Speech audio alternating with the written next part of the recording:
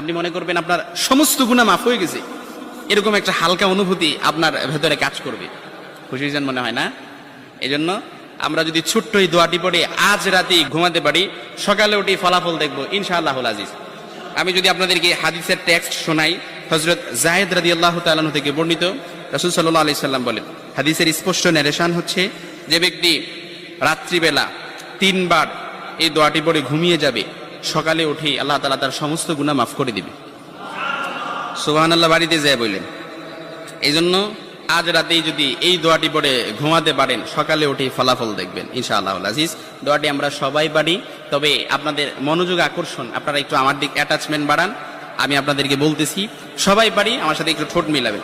আস্তাগফিরুল্লাহাল্লাযী লা ইলাহা ইল্লা হুয়াল হাইয়ুল কাইয়্যুম ওয়া আতুবু ইলাইহি লা হাওলা ওয়া লা কুওয়াতা ইল্লা বিল্লাহিল আলিয়্যিল আযীম।